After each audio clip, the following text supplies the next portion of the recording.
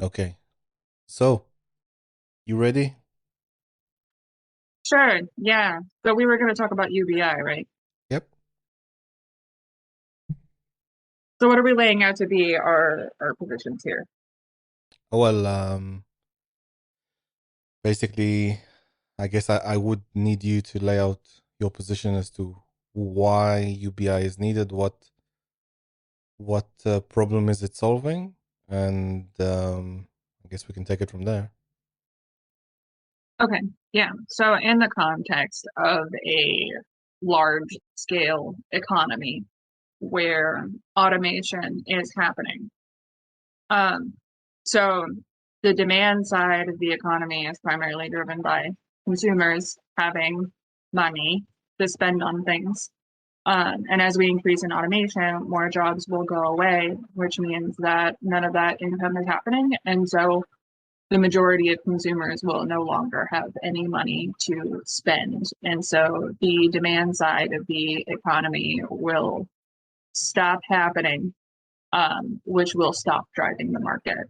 And so if we want to maintain our markets in the face of rising automation, we will want to implement UBI or something similar to give resources to the demand side, to the consumers, so that they can spend that money to keep the market running. Okay, so from what I'm understanding, it's essentially like a sort of Marxist Marxist kind of like argument. I don't think it's Marxist. Okay. So I'll see if I see if I understood this correctly. So the main crux of the argument is automation, and that is causing people to lose jobs, and as a result of or like on a large scale, and as a result of people losing jobs, they won't have money to purchase things. Therefore, demand will go down, and if there's less demand, then over time, like the entire economy or like large parts of the economy will just not exist within the market because they simply won't have money, and therefore we need to give people money to save the situation. Right. Okay. So, can I ask for some more detail about automation? Like, how do you know why are you under the impression that automation is causing this much havoc and mayhem? Oh, okay. And we're making the argument actually about automation. So I guess so by asking that question, I'm guessing your position is that automation will not lead to the demand falling out of the market. Like there will always be jobs, is what it sounds like your position is. Yeah, I would say that believing that automation will take away jobs from the economy, it's basically looking.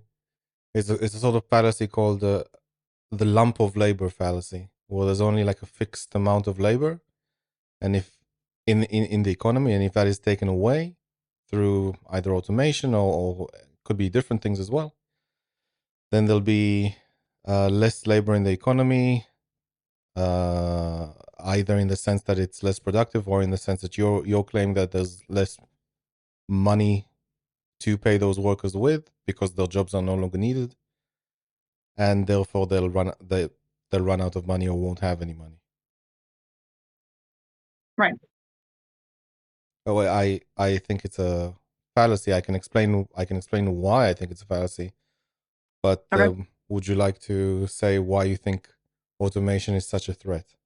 Because if I'm not mistaken, we've had automation for dog's years, and right now in the US, in the UK, unemployment is particularly low. So why do you think automation is so terrible? We need to restructure our economy and political and in politics for it. Yeah. So this is sort of a long ranging kind of proposal. And I also remember that Yang brought it up. Yang was also like a Silicon Valley bro, right? And I Yep. figure the people who are most aware of the potential of automation are people who are working in the tech sector. And so if Silicon Valley thinks that it's a risk, I think it's reasonable to look at it as a risk because they're literally the people working Well, I I am from that kind of. No, I'm not in Silicon Valley because I'm not in America, but I'm from that sector, and a lot of people say a lot of things. Um, and particularly, for example, let's say Sam Altman, the guy who CEO of OpenAI, says that in the future we'll have more jobs and and everyone will have much more interesting jobs after the use of the propagation of AI. But he's concerned with like a sort of phase or a transient phase where there could be a lot of lost jobs at one go. But after that, he admits that it will be in a long term view of things, it will be fine. But I would also preface that the Yang position for UBI, I did have two debates where I was on the side of UBI, but not because of automation, because as Yang and other people have put their idea of UBI forward, that UBI will basically replace a lot of the functions of government uh, with just like giving people money. So the position that I had in a previous debate, or just it's not necessarily relevant to this debate, but I'll just mention it anyway. That if you replace all the functions of government, or 90% basically, I call it the 90% UBI. You replace 90% of the functions of government. You just keep the military, the police, the court system, the prison system, and basically law and order, rule of law, and everything else you shut down, and then just give people a UBI. Then I would be in favor of that as like a stepping stone to my ultimate laissez-faire capitalist system. Um, but I don't think we're talking about the same thing. So you're specifically saying that people will lose jobs en masse due to automation. Um, I can say, for example, again, we have had automation. Unemployment is super low right now. There's been a complaint about automation all the way from the Luddites 200 years ago. And why now? Why the claim for automation is so perilous now? Oh, I wasn't exactly making a pitch that it was like, oh, we have to solve this right now. Just that UBI will need to be considered as that becomes more of a threat. I agree, it's been happening since the Luddites, and it will accelerate because of the progress of technology. You talk about how Sam Altman says that there will be like a readjustment period, but then it will be better. So, what is the argument for it being better, recovering from this adjustment period? That like we'll have more interesting jobs. What does that mean? So just so I'm clear, we're talking about AI specifically, or just automation in general? Automation in general. But no, but if we're talking about Sam Altman, then he's like from the AI side. Are we talking about machine replacing factory workers, or like automated McDonald's? What are we talking about? Yeah, so for the scope of the entire debate, I would say it's automation in general. But also, when I agreed to argue about UBI, I wasn't intending to argue about automation in particular. I don't know if I can do an automation debate, um, but we can talk about UBI also in the other context that you said of removing social service and replacing it with UBI. We could talk about the merits of that as well. Um, so to some degree, like I would, the reason for UBI is, I guess, important for the debate. But like you, if you want to discuss my version of UBI, in which case there's a reason why like I'm for it. If we close 90% of the government, just give people a check instead. If that is what you're suggesting, then we can probably agree. Okay, so your primary argument against UBI in this context was actually related to automation in particular. Where you are saying that the reason for it, I'm sorry. If you were to say something other than automation, I would ask about that. But if you're saying the reason why we need UBI is because there's like this catastrophic economic event where a large chunk of people will be excluded from the economy, therefore we need UBI, then we'll have to discuss that. But it's up to you. Do you understand what I mean? You think so? I'm I'm not not trying sure. I'm not trying to be difficult or anything. It's just like Oh yeah, no, you're this is good. the I'm crux thinking of the about it. argument, like from a logical point of view.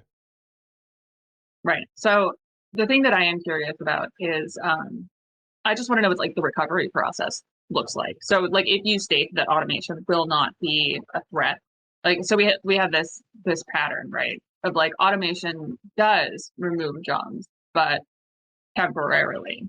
So we could talk about what has the recovery process looked like in the past, because obviously we've had automation for a long time.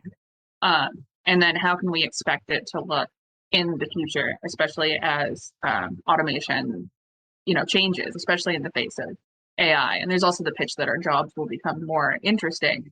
And yet the interesting jobs, writing things, creativity, AI art and everything, those are at this point the jobs that are becoming automated, which seems to suggest that it are like the actually interesting jobs are the ones that'll be getting automated away. But you didn't mention anything about mass unemployment. What do you mean?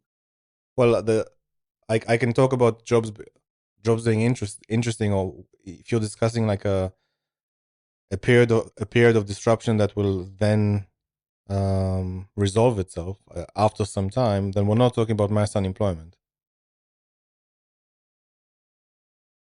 Right. So that's my question. That there needs to be a solid pitch for recovery. But even in the recovery itself, we're not talking about millions of people losing their jobs. Okay. So are you saying that with Sam Altman saying that there would need to be a readjustment period, that this readjustment period does not involve millions of people? I mean, I don't see it. I don't see it like a major disruptive event. And if it's transient, then any politician can suggest like a temporary solution that isn't UBI. I just need to kind of like understand what Such as is apart from like the obvious saying, if someone like the naive kind of assumption that if a robot replaces a job, that's it, the job's gone forever, and the person who occupied that job will never find a job again. it, like if you look at the if you look at the economy as a whole, that has not happened. Like even from the period of the Luddites in France, where they wanted to smash sewing machines because the seamstress will lose their jobs, or like sabotaged it and protested and everything. Like once the French government, I believe it's the French government, if I'm not, someone correct me. Then once the government stepped in, they did like an analysis 44 years later, and the garment industry itself, the number of people it employed grew by 260%. So, or is it? so were they doing more interesting jobs?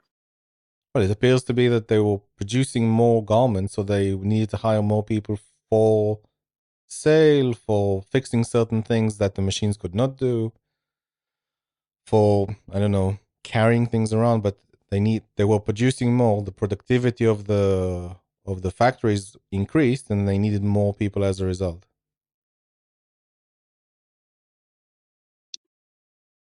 Okay. So I'm thinking about the pitch that the jobs will become more interesting. Okay. Um, I with the case of the Luddites and that the textiles industry increase in productivity, did the nature of those jobs become more interesting? Well, it's 200 years ago. I don't know, but I can say that the idea currently with AI and let's say automation in general is that you automate repetitive tasks, or things that are easy to automate, as in they're not novel, they're repetitive, and therefore makes it, if you have less repetition in your day-to-day job, then it's more interesting, or potentially more interesting. I would argue that the introduction of machines or factories generally for like physical manufacturing actually leads to more repetitive jobs, especially because factory work, as it started gaining ground, who's literally putting people in assembly lines, which I find to be a lot more monotonous and repetitive than like an artisan task of creating garments by hand. Well, the artisan task of creating garments by hand can be very boring because you're creating them very, very slowly. You're doing the same thing, and you keep asking yourself, can we not do it better? Can we not do it faster? And you could say, like, for some degree, like if you're on a factory line, like in a sort of Charlie Chaplin black and white movie, and where he's like he keeps doing the same thing over and over again, then you could say that that could be repetitive for that particular piece in particular like area, not area, sorry, period of time. And if you recall, when Ford started making the assembly line, he paid people double or five times more their daily wage so they can start working for him. So on the whole, I mean, it did work out for the people there in terms of being able to have a job, have more income. In terms of repetition today, certainly with I don't think you can make that same claim. Things are more aggressively being automated, but it's in a sense that you have more tools to complete your task, and they can take away the monotony of the repetition. Even in my job, I can write like a few lines of code, save myself a lot of work or the possibility of making a mistake, and I just let it run and wait for it to finish.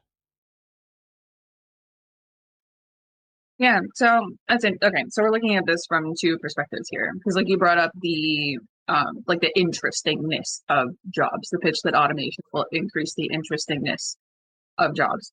And then on the other hand, so like UBI, which is how we came in here, which is that jobs will,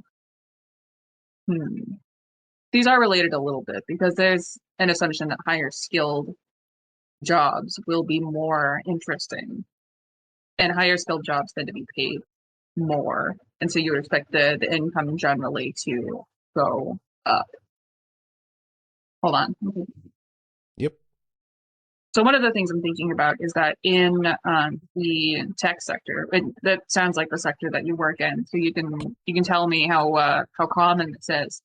But I've read about a phenomenon in which most, not most, okay, so like a collection of people working in the tech sector are interested in working on very difficult problems. And many times they'll do this in their free time and create open source software, Mm-hmm. which has led to companies want to use open source software because it doesn't cost anything. It's open source.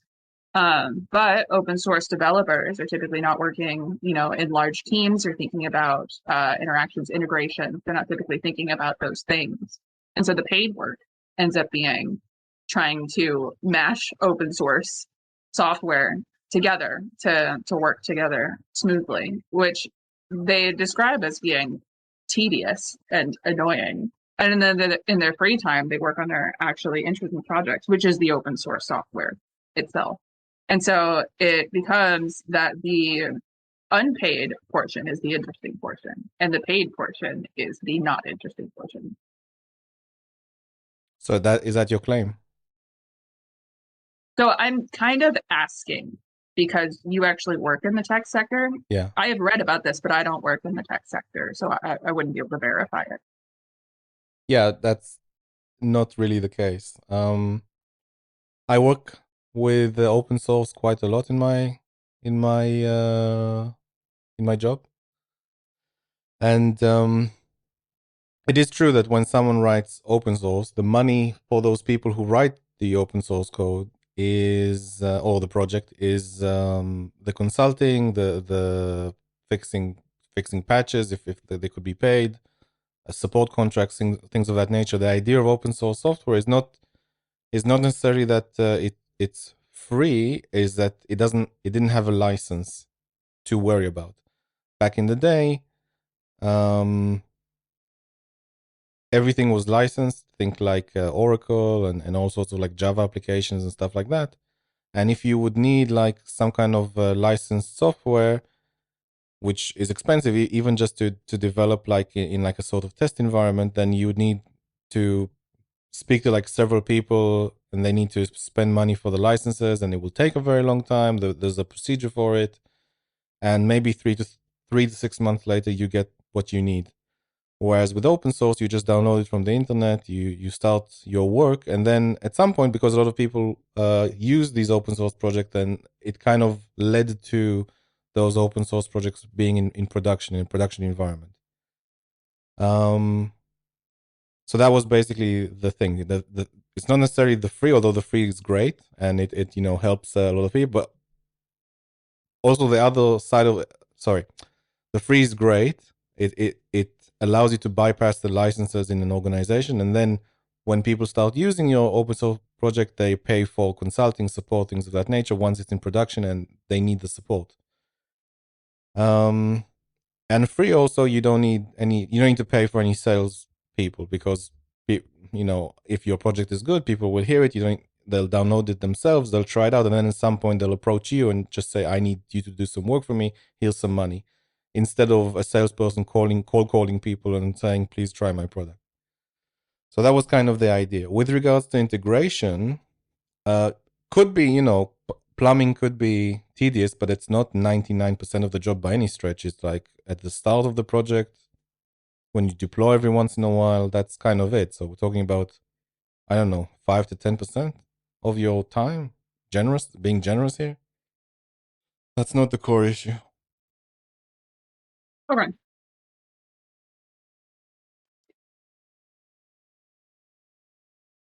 So that implies that 95% of the job is actually engaging and interesting. Well, I mean, technically, you're solving problems. If you're not paid to solve problems, then your company is doing it wrong. Um, Maybe they're complaining about bureaucracy in larger companies and meetings all day long and stuff like that, but it's not uninteresting. I mean, maybe some people complain about stress if they have to deliver something on a deadline, but it's not boring. Okay. Yeah. Thanks for sharing on your perspective.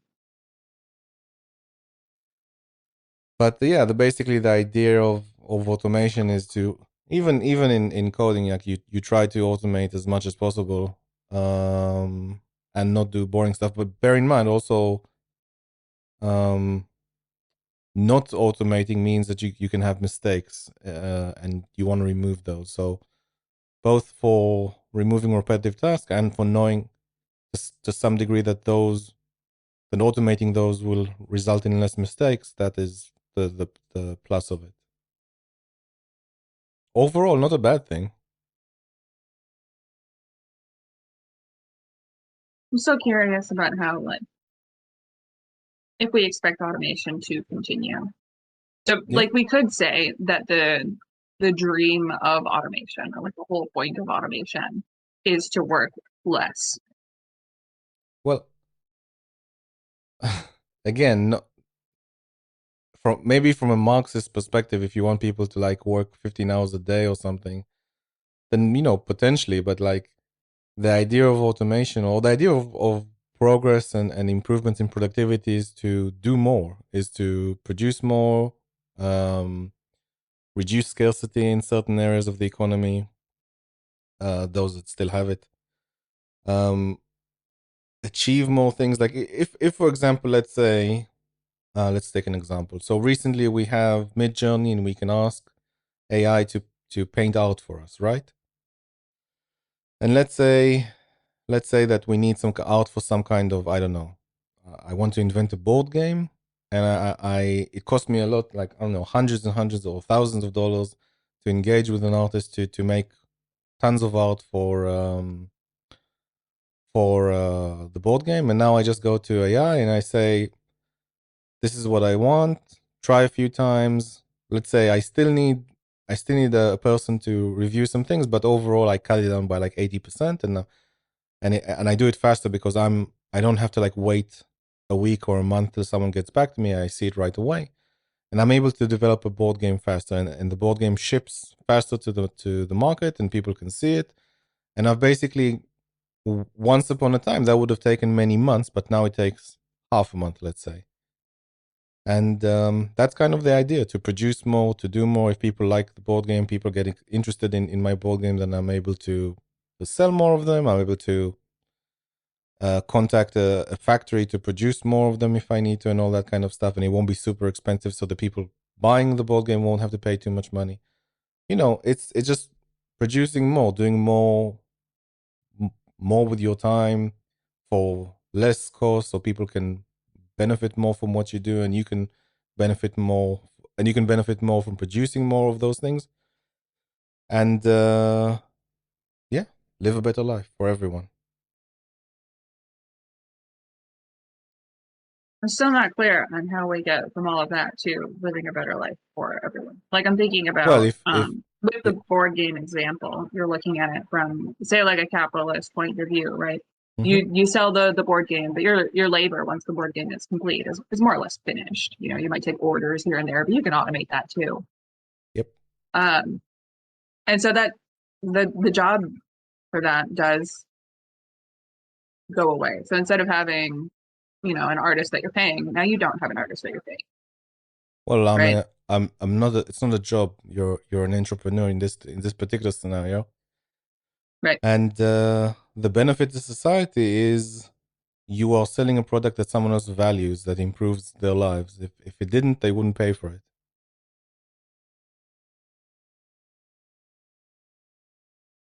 That's an interesting pitch. If it didn't improve their lives, they wouldn't. But do you understand what a trade is? Yeah. Yeah. So Well, what? 1 second. trade comes from Yeah. Go a ahead. pitch. Like it comes from the pitch that it will improve your life. There's no guarantee that it will actually. You just convince somebody that it will. That's all that's necessary for the trade to occur.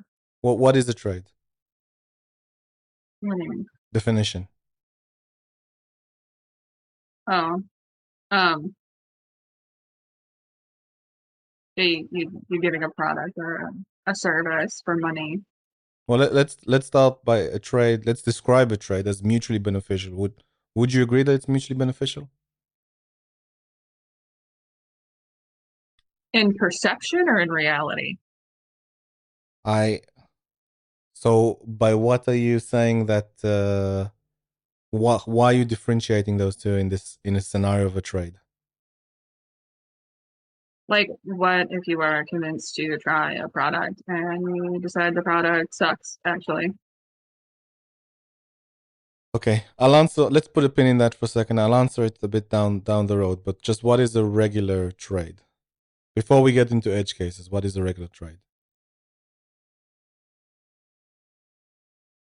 I'm not sure what you're trying to lead me to, so how do you just tell me?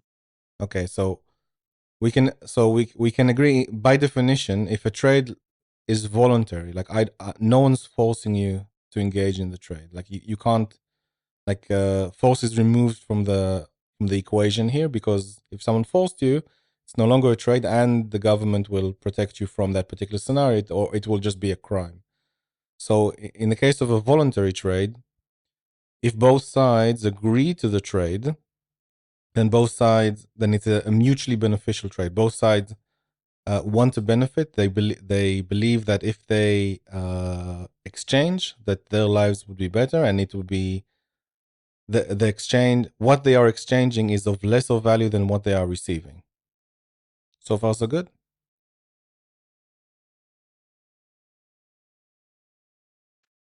I don't know if it needs to be of lesser value, but I know that that's a So let's thing with say, like value theory. I know is what we're going to get into. well, Um, just in a very, without too much theory. Let's say I have $2 in my pocket, and I go and buy a hot dog. The hot dog is worth more to me than the $2 in my pocket. Therefore, I'm happy to trade.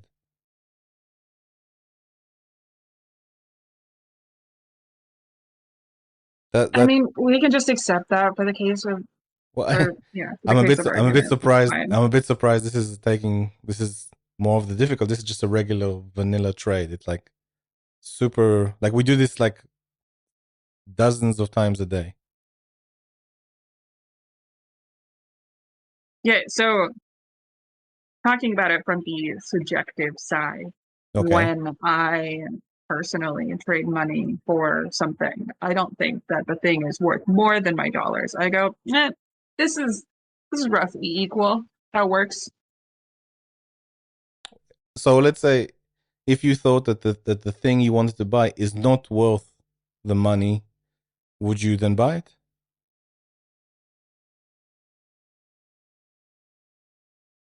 Yeah, I mean, obviously not. Okay. So it either has to be slightly less or a lot less. Let's give a different example. Let's say You can say that it's about equal or lower. okay, cool. Let's take a different example. Let's say you want to buy a mobile phone, a smartphone, yeah?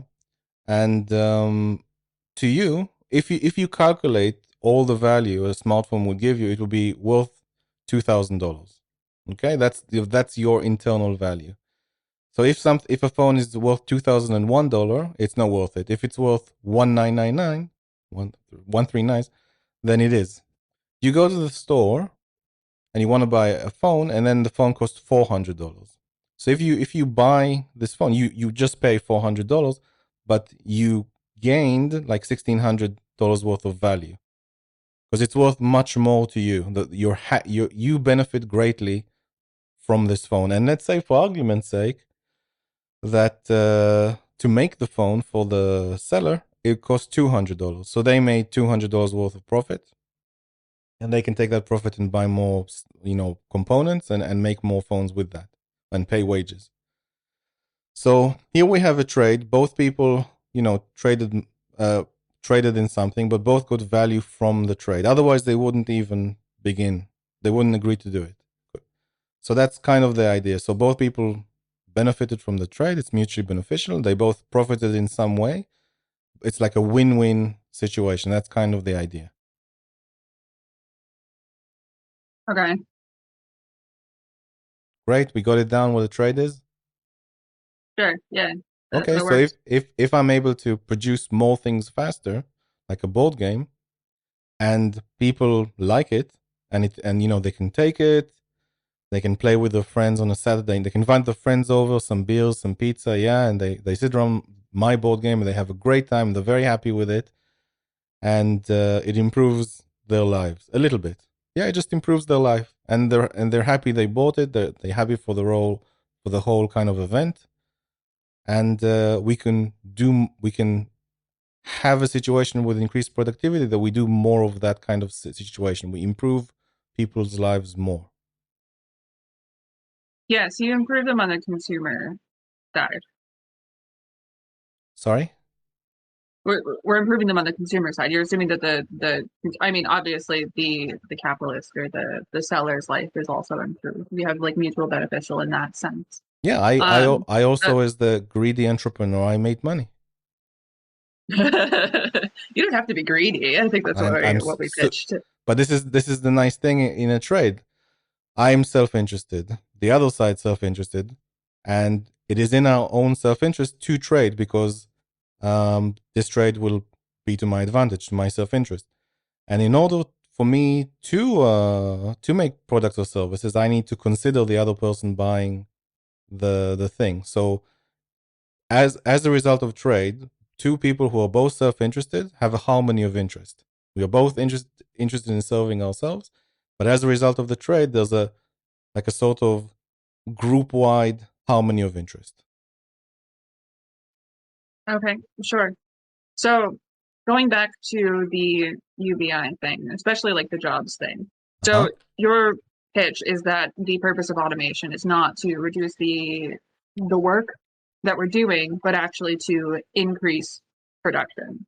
It definitely increases productivity. Yes, absolutely. Okay. And so we're talking about improving the life. Okay, so let's go ahead and assume that work will not decrease. That what won't decrease? Work will not decrease. The number of hours that people work are going to be the same. Sure, may even increase. Oh my God, increase.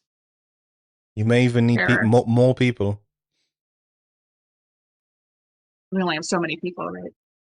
Well, let's look at it this way, right? No, no, no. Wait, let me finish. Oh, sorry, I didn't Um, didn't hear you say so anything. if we assume that the amount of work stays the same, then a significant proportion of our lives, say one third, of our lives, is devoted to work. And you could say that having these things to consume does improve our lives in some way. But if the work experience is not also increased, if it is in fact decreased in quality, we may experience overall with that gigantic proportion, right, a whole third, a lower quality of life. You lost me completely there. I'm not sure what you're trying to say. So you're considering the experience of the consumer as a consumer, but I am asking about the experience of the consumer as a worker. No, I okay, but what is that to do with the automation? So we go back to the pitch that automation will make jobs more interesting. Okay. So let's say we have the artist, right? And the artist has had their job replaced by Midjourney, and so they are no longer doing custom illustrations for board games, spec art, whatever, what have you.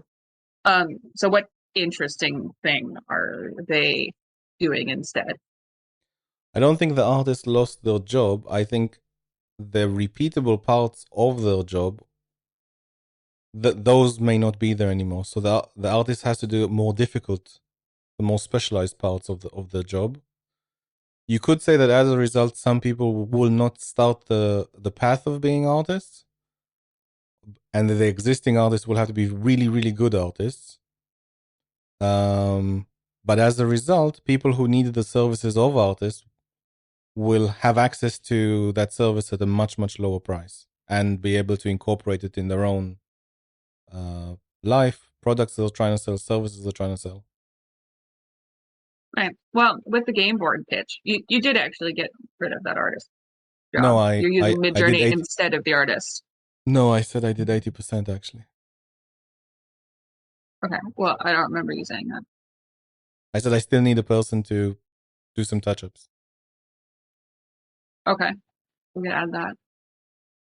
Hiring the person to do some touch ups, which is, less of their 40 hours. Sure, but they can take on more jobs like this if a lot of people start using Midjourney, for example, and they need just the export bit at the end. I'm not sure I'm describing it particularly well, but let's, for argument's sake say that the Midjourney part does the repeatable, easy part, and the more difficult creative part you can't explain to the machine; it won't come out very well. You need like someone to take it and then finalize it properly, do a good job of it. But it did like a big chunk of the first iteration of the work. Then you still need an artist to do the more experienced side. Now, again, you could have a situation where the really good artists will stay and the work will be needed and they'll get paid. They'll get more work because people are now starting to use Midjourney and they're interested in having a finalized product and they will contact more specialized people. But you could have a situation that people won't, that younger people or less experienced people may not join the industry. They'll just leave or not leave to another industry. Right. So your pitch with automation is that it doesn't reduce jobs. So they are actually So the pitch with they're automation going into is other industries, is what you're saying. They're going into other industries that are not art. so when I say reduce jobs, and this is the claim of all automation, like on a economy scale, they absolutely do not reduce jobs because people just move from one place to the other, or people will like stay in the industry and till they retire, but not but fewer new people will come in. So like the industry is just shrinking. But Yeah. another industry that is benefiting from this much much cheaper service starts to blossom and grow because now like a core element that before was very expensive now is super cheap. It's like, oh, if this is super cheap, then I'll start doing this, and a new industry pops up. They need new people, so newer people will come to this new industry. Okay. So say it's like the board game industry that blows up while the art industry shrinks. No, I don't. So I you may need a different example. Okay, can you give me a different example besides the board game and the AI art? Um, I don't know. Nothing's coming to mind, but like the description of a sector that is less needed, so has fewer new people joining, and like or the number of people joining is lower than the number of people retiring, and then another industry is like new and exciting, and everyone joins that. I can't think of anything on top of my head right now. Maybe I need AI to give me some hints. Um, okay, so what's wrong with the board game example? Because AI art is for a million different uses, not just board games. Okay, so the pitch still is that those who would have gone What into the art industry would go into a different industry. So if not the board game industry, what? So they'll disseminate through a bunch of different industries. I'm not sure what the question is, but basically what I said before about one industry will shrink, another or maybe more one will grow. And as a whole, the there are not less jobs in the economy, there are always more jobs. It keeps growing. Do you want an example of a growing economy that it's like grows quite quickly? Yeah, I mean, you don't want to do the game, the board game example. So yeah, give me Well, whatever example works for you. AI art can be websites, brochures, a lot of things. I don't think board game has a monopoly on artists, on using artists. Yeah, I wasn't suggesting that they do. So the direction that I was going to go with it is that people who would otherwise go into art are now doing, I don't know, webs things that are fundamentally not art is what I was getting at. Um,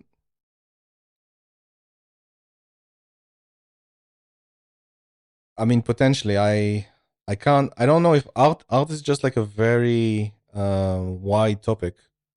Like you can do art in so many other things. I'm not sure. So maybe you won't do illustration, or maybe like you'll have a little bit of illustration skill, but then go into fashion or something, and like your art will be used in like that particular industry. Or you started with art and then you went to again website design or a variety of different things that can use that element. So I don't. It doesn't feel right for me to say that this is there'll be less artists. It could well be the case that if you started as an illustrator, you may want to change. You may and like AI is like taking over most of the roles, and you're finding it. You're not interested in competing. You want to take something easier. Then you may switch jobs earlier in your career before committing to being an illustrator. But people who've already committed, they could still remain in more specialized roles.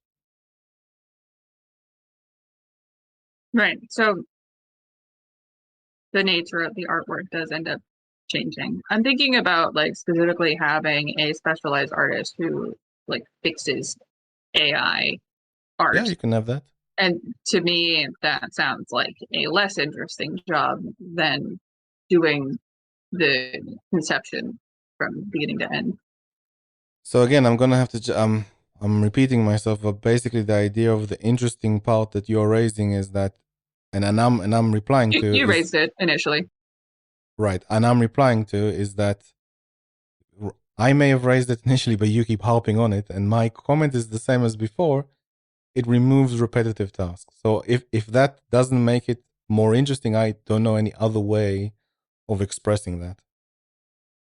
I don't think having a higher density of fixing AI art over and over again is less repetitive than conceiving of an art piece from beginning to end. I okay, I don't know what to say. I think let's just abandon this example because I don't know if it's necessarily relevant. I am not an artist to say this is what they do. But again, the idea is that you do less repetitive and more novel jobs. Right. That would be cool if that were the case, but that's That is not. that is If you want to entirely pick a different that example, is I'm entire super happy to do that. Go that is ahead it. and bring one. I don't think it's necessary because it has nothing to do with job losses and UBI either way. But again, Yeah, we the, went off that as soon as we started focusing on automation. but okay. And in any case, like removing repetitive, boring parts of your role and only dealing with novel problem solving tasks of your role, that is the idea of more interesting in quotations.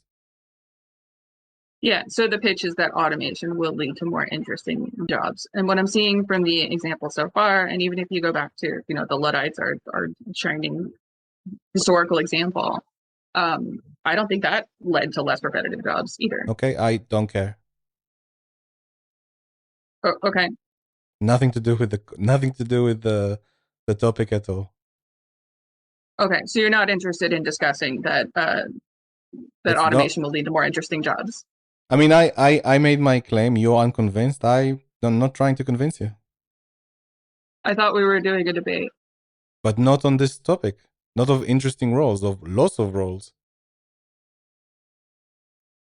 Yeah. Well, I mean, we focused in on automation. It's a side topic that's not relevant to the thing. That's why I don't care about it. Okay.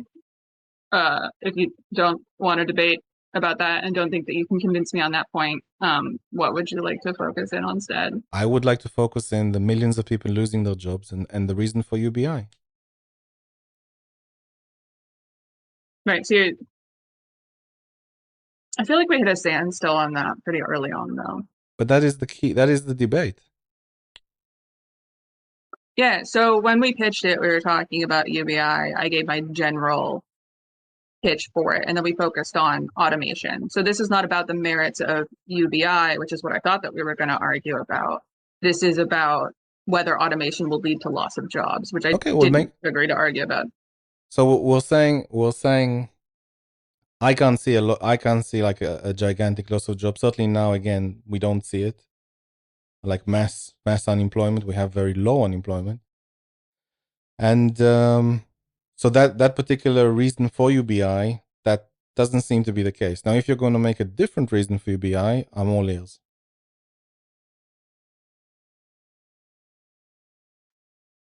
What if we structure it as a hypothetical to talk about UBI's function as a vehicle to replace or stimulate demand? What if we do that? Well, I would say demand is already stimulated. We don't need to stimulate it anymore. Right. But with like a hypothetical of say automation did lead to whatever. This is an alternate universe where things are completely different. Well, no, Um, stay on your point. Like you want UBI to stimulate demand. That's perfect. That's a perfectly valid claim.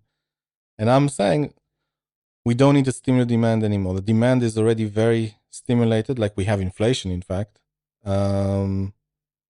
So why would you? What do you feel that if we stimulate it, if you stimulate the economy more, that something will grow more, we'll have more money. What would be the benefit of giving people money to then stimulate the economy?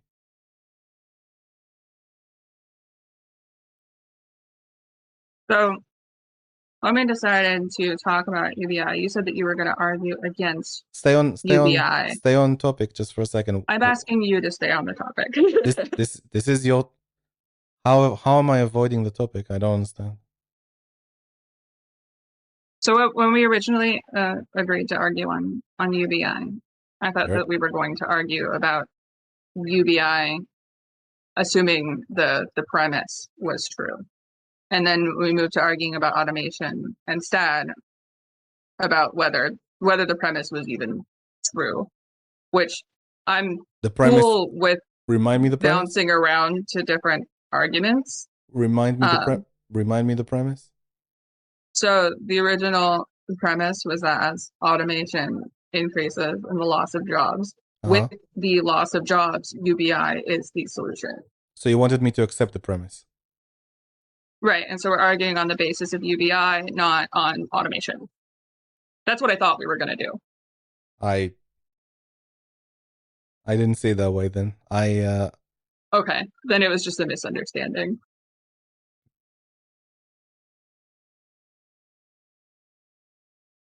uh yeah. I mean, and we talked about automation up till now, and and the loss of jobs. I can't accept the premise because there's no evidence for it, and it is a claim that's made often for, and especially for UBI. But So you don't have any other objections to UBI besides that the automation premise does not have evidence. I do not have any object. I particularly made a claim about it as a way of replacing functions of government, because that's even Yang was suggesting something similar. I just took it to a more extreme. Um, but with regards to giving people money so the economy is more stimulated, that's again not something that holds a lot of water, and we can argue about it. But I don't think there's necessarily a case for it. Certainly not going into debt for it. If that was something you're claiming to do with UBI. Oh yeah, I wasn't pitching going into debt for Okay, it. how are you That gonna pay? wasn't How are you gonna pay for the UBI? By the way, what's the plan? taxing out the top. Okay, let's talk about that then. Do you think that the Okay. top have that much money? Bear in mind, so let's just throw a number here. So let's say 300 million people roughly, or I don't know, 260. Um, let's say $1,000 a month, 12 months in a year. We're talking about 4 trillion. So close to 4 trillion. So where's that coming from? That's from taxing the corporations or from the service providers, basically. So if you give somebody $1,000, they're going to spend it on something, right? And so it's those industries that are getting spent on that are being taxed. That way, that money goes back into the demand side, and then it gets spent again, and then it's taxed up top and given back to the demand side. And the pitch is that because the market leads to increased productivity, increased profits, if it does, then taxing that same amount at the top and putting it into the bottom means that you get a net increase in economic activity and in profits. How would But the utility measure this subject? we're chatting here. Um, so it sounds to me like you want, instead of the money that someone buys something goes to that service provider, the government quickly takes it away and gives it back to the person who paid that money, and it's essentially like putting like a coin in a slot machine, but the coin has a string attached to it, so you keep pulling it back up, then putting it back into the machine. So if you say that, what you are assuming then that all industries operate precisely at cost with no profit. Right, you're removing the profit and giving it back to the person who made who bought it, the consumer. So the amount that you're taxing off the top is going to be the same amount every time, right? How are you taxing? Sorry, let me just so I'm clear. Are we talking about taxing individuals? Are we talking about corporation tax? What kind of tax are Yeah, we so talking about? we're talking about service providers What's a or service provider? product providers or whatever. So like say that somebody they get $1,000 and they pay for housing, they pay for food. Yep. We'll just call it that. We pay for housing, pay for food. We tax housing providers, and we tax food providers. So you tax McDonald's and you tax like a developer that builds a house, yeah? I would say more rent because like when you buy if you buy a house outright, you just like bought it and it's done. So it's not an ongoing cost. So it's only if it's like an ongoing cost. So we tax McDonald's and landlords. Sure. And landlords. Yep. Yep. Okay. A heavy tax to pay for this. I don't know if it would necessarily need to be heavy. Absolutely a heavy tax. No way to avoid it. We're talking What about what do you mean by that? well, 4 trillion is a lot of money. Yeah, how much do you think the economy okay, so here's the part that is confusing to me. Yep. So the pitch about being a capitalist or an entrepreneur or whatever is that you will make increasing amount of profits as you go on. Well, hopefully. Right. And so you're actually increasing the money. You get more and more money, but the same amount gets taxed because you're only giving the consumer $1,000. And so if you okay, can make profits hold from on. that $1,000 that you receive, Let's get more money. Pause for a second, right? Just a second. So just from an entrepreneur's point of view, before you even run the equation you just said, like 1 in 10 entrepreneurs make it. So there's 9 who failed, right? Or let's say more accurately, 6 outright failed in the first year, 3 just make enough to like bare subsistence, and 1 actually does well, right? And then on top of that, even the people who do well, they have a lifespan. The average lifespan is like 11 to 15 years. Then they die. The company goes away. And it's not the case that every year you'll have a profit. Certainly in the first few years, you'll have a loss. So just let's take that into perspective. It's not like, like a gambling machine. Like if it was easy and everyone would just instantly make money as an entrepreneur, everyone would be doing it. And anyone who isn't doing it is just a loser, because obviously you can make a ton of money as an entrepreneur. Why aren't you? Okay, so it's very risky and difficult to get a situation where you're a profitable company. So okay, continue from that premise.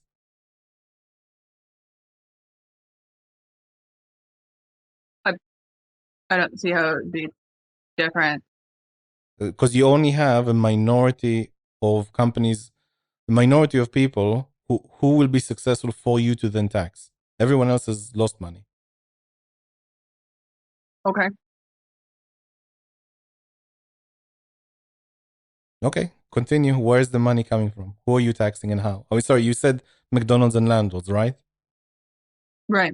So let's say if you tax McDonald's heavily, or if you tax landlords heavily, they'll leave. They'll file sale whatever they have and leave.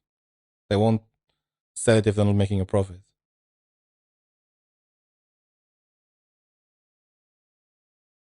What? If They are making a profit. Not of the. So if you tax them heavily to the point where it's barely or slightly above zero profit, but basically zero, then they'll leave. Well, why would you tax it to that point? Because you need to somehow make an additional 4 trillion in taxes. Do you think that there's not 4 trillion in profit and then some in the economy? No. No, I mean the economy itself, like on a year, let's say the US, I think it's like 20 trillion, maybe 23 trillion a year of movement, right?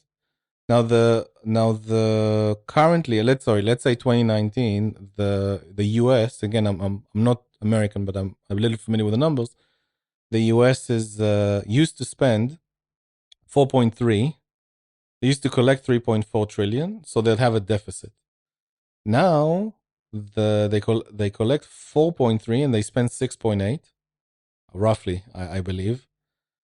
I could be wrong, but I think that's the number.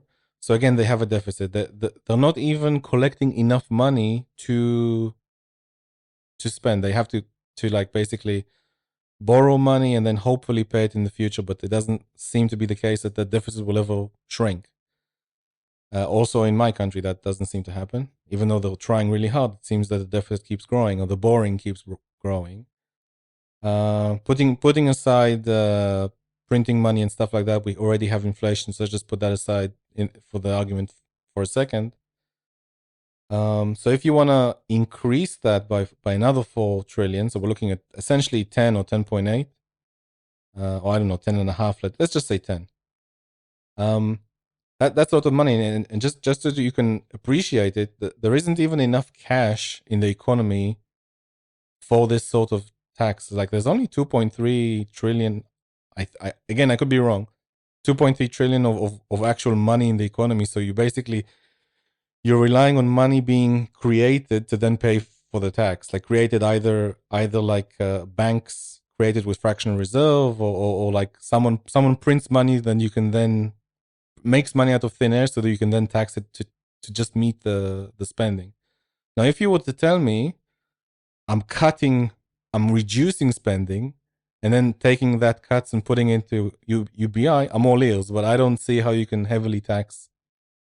Even if you take like the ultra rich, like even if you take all the rich, all the billionaires and whatnot in the US, like strip them of all their assets, and let's assume you get 100% for all the assets of what it's like theoretically valued at the time of sale. You're not even going to pay for the deficit of 1 year.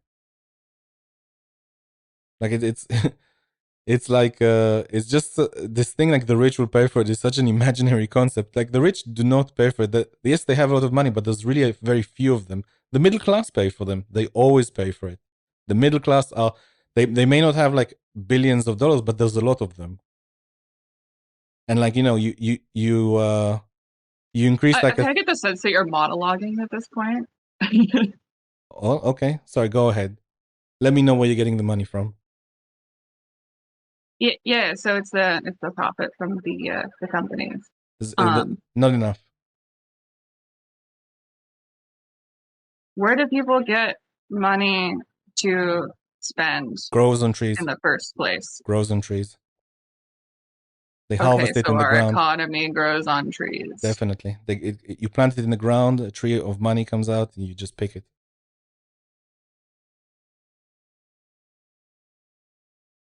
I don't know what to say to that. That's not a good faith the thing.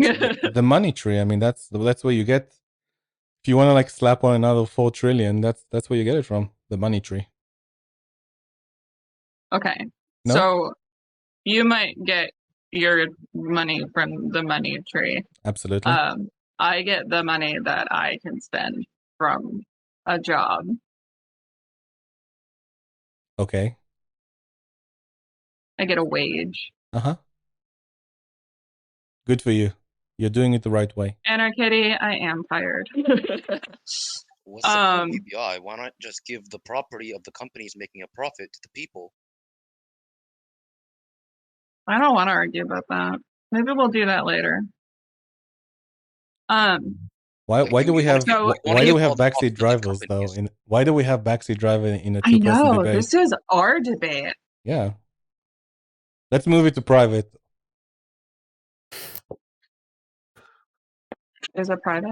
Oh, I like listening to it. Okay.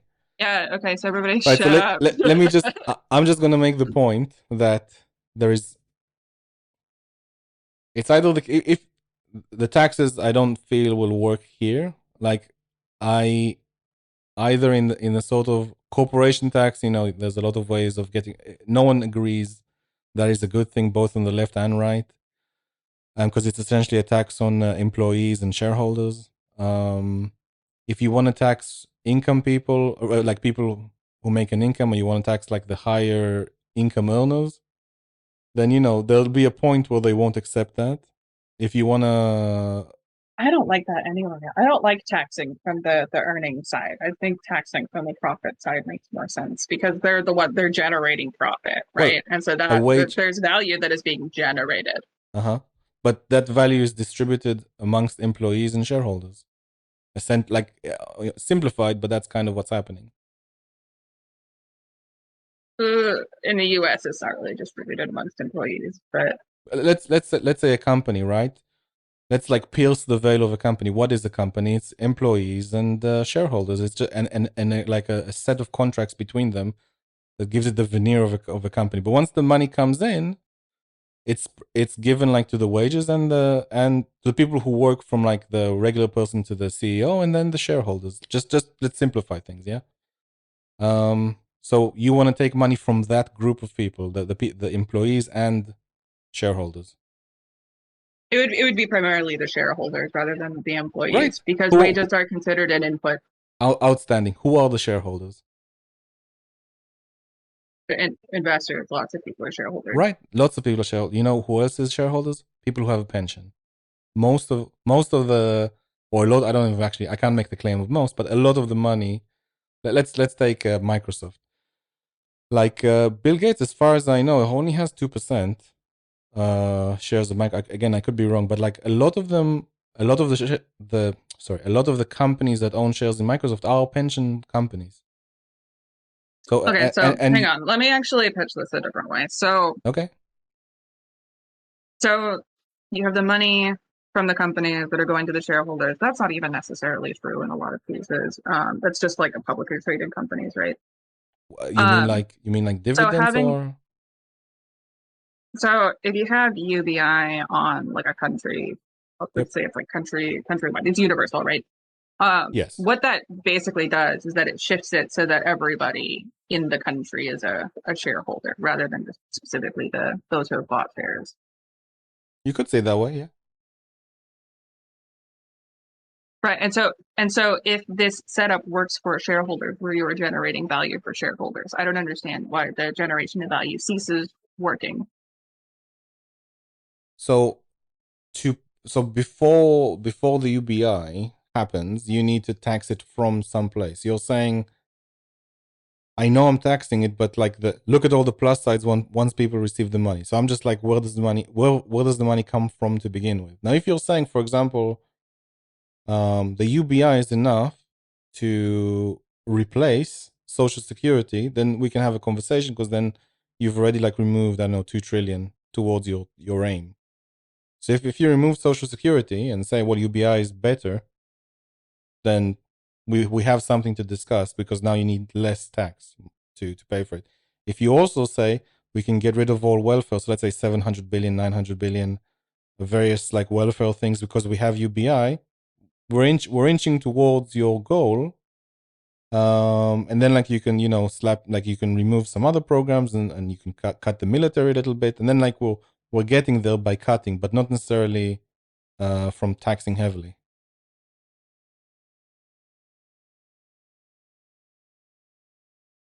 Do you understand what I mean? Yeah, when we started the debate, you said that you're going to argue against UBI, but I wasn't expecting you to be like for UBI in a certain set of circumstances. Well, I mean, either way, like, it needs to be feasible. If you're just going to say we're going to tax all profits, and it's okay because the money is going to go back into the economy anyway, because it's like circular economy, or donut economy or something like that, then like, look, the money has to come from somewhere. It doesn't like it's like you print it, then someone spends it, and then it gets taxed later, or some kind of like different order. I don't see the necessity of that. Okay, so like, explain to me more why taxing profits is not good. Explain to you what? Sorry. Explain to me why taxing profits is not good. Taxation in general is the why taxation? No, profit, specifically the profits coming out of the company, the generated value. You're only taxing profits. There's no other place to get taxes from. Is that the thing that you're saying is bad? So I'm saying, like, if you tax too heavily so there isn't any profit, that's bad. Yeah, but you shouldn't need to tax all the way to the point where they're not making profits. I mean, if it's a heavy tax, then the profit goes close to zero, and they'll be like, "What's the point? I'll just stop." Okay, so walk me through the 4 trillion figure again. Well, how I got to the 4 trillion is the question. Yeah. Yeah. Okay. Let's whip out the calculator. So if basically, yeah, let's say we're saying $1,000 per month, 12 months in a year. Let's say 300. So 3.9 trillion.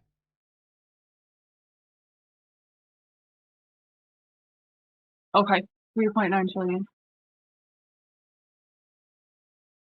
And you're saying that the collective profits of all of the for-profit companies we're using American numbers, right? So that's $1,000 for the 300 million here. Yeah. Okay. Yeah. So you're saying that the collective profit of all private companies, or actually all service providers, I guess you would include public when that's relevant. So I need you to specify. You mean the collective profit is way above 4 trillion, or what are you trying to say? Sorry. Yeah, that's what I'm asking. Is it that the collective profit of all those companies doesn't meet 4 trillion? I'm not sure actually. I don't know. But I feel like that's kind of important. But like but I'd need you to translate that into a sort of tax. Like, what do you mean to tax the profit of companies? It's like, so we're saying revenue minus expenses, and the profit, in that case, the profit of companies sounds to me like a corporation tax. Okay. Right, and then I can talk about corporation taxes, because actually we have been talking about corporation taxes. If you want to look at the profit in terms of like wages, and that's income tax.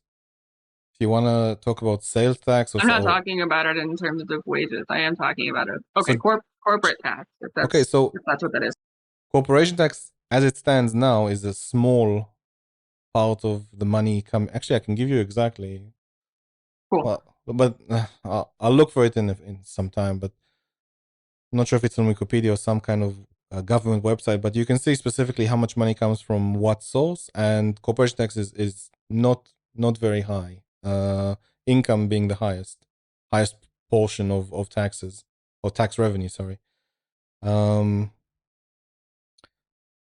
Should you increase corporation tax dramatically to cover this 4 trillion, and I assume it is dramatically, I would say that corporation tax is not a favorable thing. A lot of economists on both sides of the aisle think it's a bad thing, and it should be zero or close to zero, I don't know, 10, 15, depending. And the point that I made earlier, that a corporation tax is essentially like a tax that you kind of spread across the employees and the shareholders. So let's take it from there. Well, if you're spreading it across the employees, I feel like it still makes sense to take it out of the profits of the company rather than taxing the employees directly. Because if you're doing income tax, like, then you're definitely taking from the employees. Right, but if you and so if we're deciding that that's bad, that then taxing them indirectly is better than taxing them directly. So if there's less profits, then you won't be able to pay the employees as much as you did before. And employees are an input cost. You mean it's part of costs already? Yeah. I can accept that. Then I think then I'm not entirely sure how much additional money you'll have in the economy if you're doing it. If you're already allowing people to reduce expenses from revenue, then they could play with it to pay zero corporation tax. What do you mean about play with so it? if you have a very high corporation tax, then you could let's say your Starbucks. Like tax evasion generally. Well, tax evasion is illegal. Tax avoidance is legal. But okay, yeah, you know what I mean. So if, for example, taxes on corporations are very high, and companies still want to work in that country that has a very high corporation tax, then they'll find ways of not paying it just to keep existing in that country. If they can't find, they'll just abandon ship and just close up shop. But if they are able to find like another country, and then that other, let's say Ireland, and then that they open an office in Ireland, and they say, well, we made $108 million worth of profits, but surprisingly, there's our headquarters in Ireland says we need to pay $108 million worth of licensing fees because we're licensing something from them, and we have zero profits to then pay corporation tax. Okay, so your pitch is that taxing off the top of corporation doesn't work because they will do all they can to avoid taxes. I would say two things. They'll either avoid it or they'll close up shop. Okay. So on taxation generally, it's better to tax income. Okay. Can I make a third point? Sorry. Can I? Yeah. In addition, they won't invest in anything. They'll won't if they had any plans to make a new factory, they will cease that, and they will also, as a flip side of not investing because there's no future. As a flip side of not investing, they'll try to it's called eat. They'll consume the capital in a sense. The existing factory they'll won't fix something if something breaks. They'll slowly let it break down because they've already paid for the factory and they're not going. The return on investment is very low, so they'll just kind of eat the factory, consume the capital till there's nothing of it, then they'll just leave.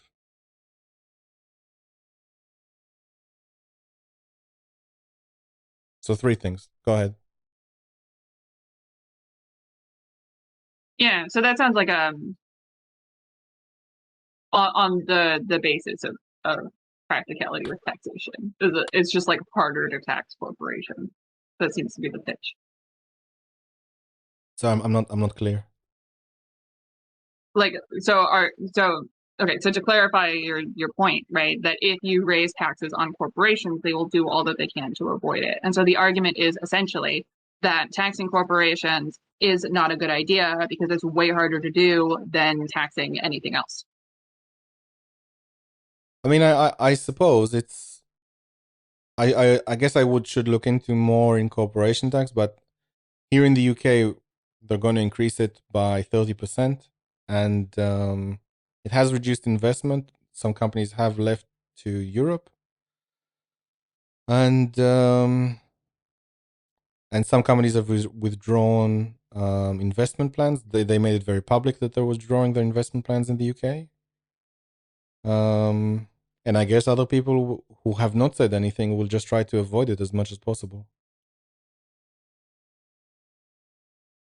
I mean, in general, like it's standard behavior to avoid it as much as you can and pay what you have to. Right.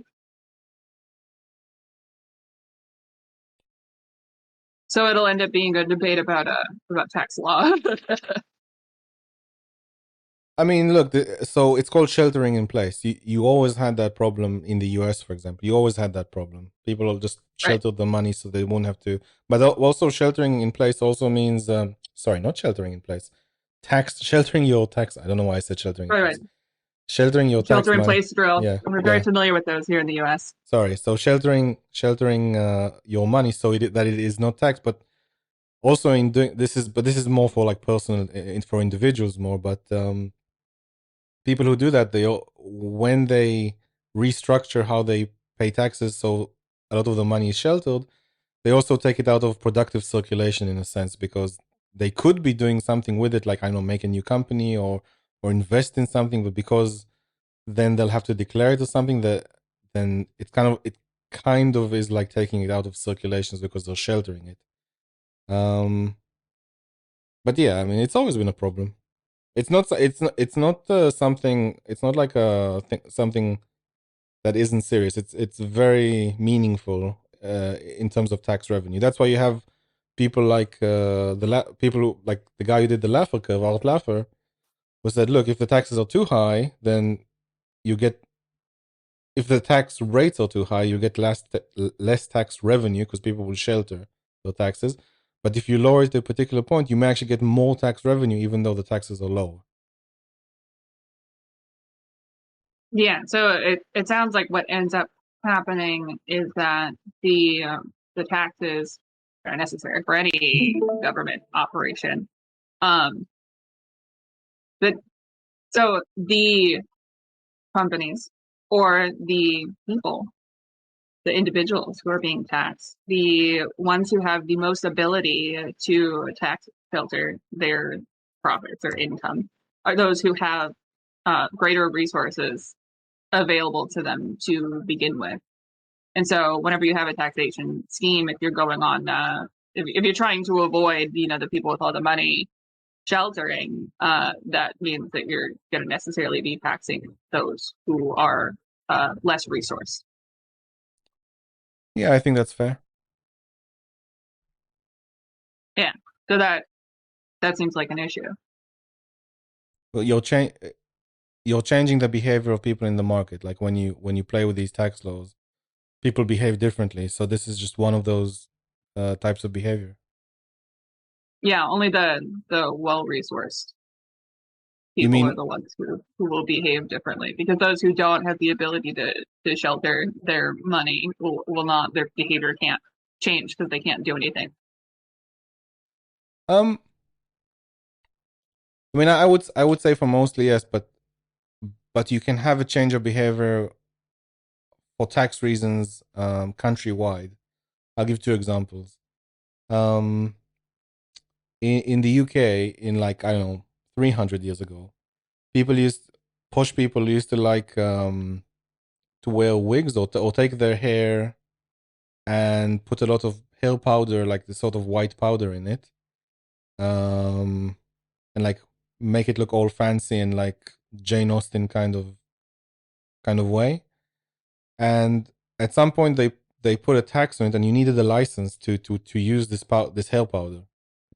And if you didn't have a license and didn't pay the yearly tax for it, I don't know, you'd be thrown in jail. And then it just kind of changed the behavior of a lot of people in the country.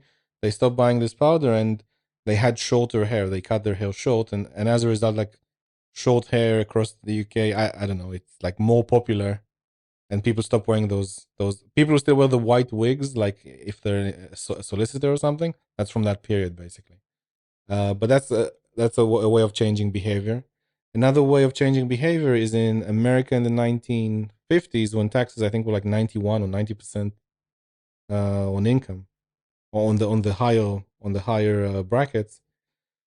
You used to have executives that would find ways in companies that would find ways of getting compensated, but not through money. So they would have these very large and expensive lunches, and that would be all paid on the company. So the company would expense that and pay less taxes.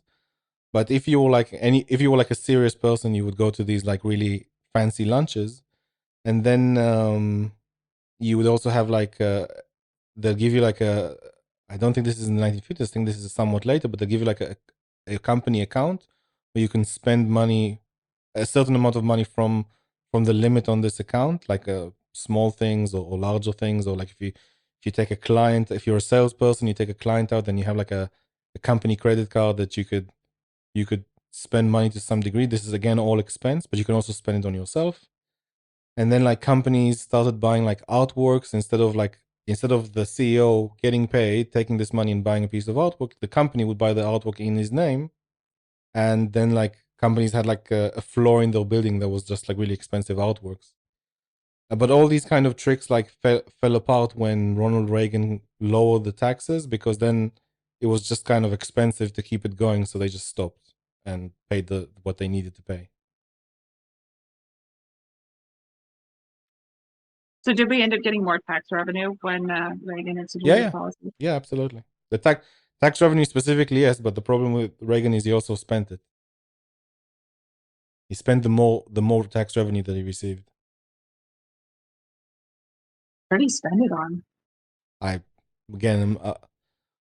not exactly sure, but because I'm not my knowledge of America has limits. But yeah, you can look that up. He increased the spending basically. And actually, we had a prime minister for about 40 days over in the UK. They tried to do something similar. She tried to lower taxes, but then pre-spent the money she expected to come in from the revenue to come in from that. And people, that's a bit of, that's not exactly, a bit of a debate as to what happened there in that period. But yeah, it didn't work out, and people were very upset that taxes were being reduced because they saw it as a tax cut for the rich. Like any tax cut is a tax cut for the rich, so, and that's bad. Yeah, well, I mean, if the taxes being cut are primarily on the rich. Well, so this is like an interesting argument, because if you have a tax cut and everyone benefits from this tax cut, but because the rich benefit from it because it's proportional or progressive taxation or proportional taxation, the rich will also benefit from this. People are like, no, I'd rather everyone suffer together. And we had this, like the chancellor that replaced the that the prime minister replaced with, and then she left as well. The chancellor that moved in, he's the current chancellor. Chancellor of the Exchequer is the treasury, I suppose, treasury minister.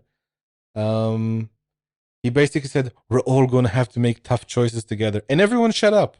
Everyone was complaining about, how dare you tax the rich less during these hard times. Like, look, we're only moving taxes to what they were 8 years ago, so we can generate some economic growth. And like, we're still stagnating. So we're still like at zero. That's a generation of growth. I thought it was that decreasing. So the pitch is that decreasing taxes on the rich will actually lead to greater tax revenue. That's the Laffer curve, yeah. But she did it to generate growth as well. And anyway, he put the taxes back on the high because they were going to increase. So she wanted to remove the increase and decrease it a little even. But he undid that, and he kept the increase. The increase is set to be soon. And he said, we all need to make tough choices together. And then everyone just instantly shut up. They were like satisfied with that statement. It was amazing to see, I have to say. Huh. Okay. Yeah, so taxes is always a very complicated topic. It's also interesting to me. I guess we're winding down, but it's also interesting to me, like when I talk to leftist, like left of center economist type, they have like this wish list of taxes and this wish list of policies or welfare policies, and it just sounds like so unrealistic to me. Like they can fix the economy better than any kind of. Of course, we're making these mistakes and we need to do this instead. Like, yeah, I don't think so. But everyone has a wish list of their own. I guess there's something I do as well, but it's to cut a lot of things. I'm still thinking about the corporation tax thing. Yeah, you can. About how in the time immediately after FDR and his New Deal and those obscenely high taxes, we had a period of incredible prosperity. Oh, so that is the point. So with regards to tax revenue, you have to look at the effective tax rate, and the effective tax rate was somewhere between 16 and 18%.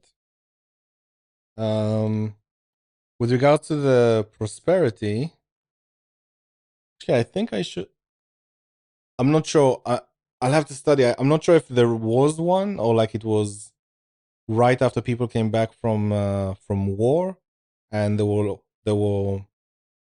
a period of time where a lot of money went towards the war and a lot of people died. So it was sort of like a leveling event where, because a lot of people died and a lot of like bad things happened during the war, that caused for some kind of a degree of equalizing the economy or the financial situation between different people.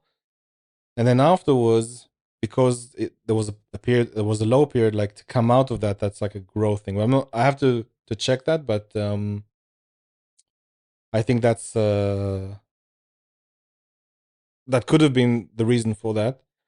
But again, with regards to growth, I can also point out to between 1982 and 1988 and 1994 and 2000 as good periods.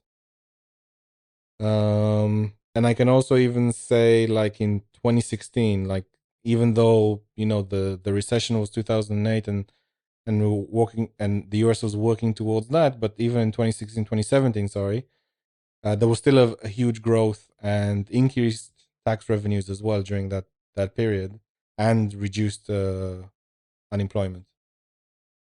Right. So from the lowered tax rate. Yeah. Okay. So when the tax rate was lowered, we saw increases in. Okay. So the question that I have is that, like, because it's about taxing as it relates to how much revenue you can ultimately get out of it. And so there is sort of like a theoretical set point that if you tax it at a certain level, you will get more overall income in the raw numbers to the government. Mm-hmm. And so it sounds like the ultimate pitch is that this set point is too low to support UBI.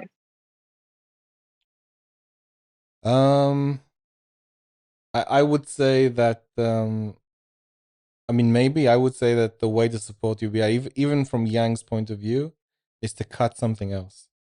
You can you can have a combination of, or like 75% cuts, 25% taxes, but the whole point of UBI is that it replaces something else, and like that something else is so inefficient that if you just gave people cold hard cash, then it's better than hiring like an army of administrators, third party contractors, all that. Just give people money.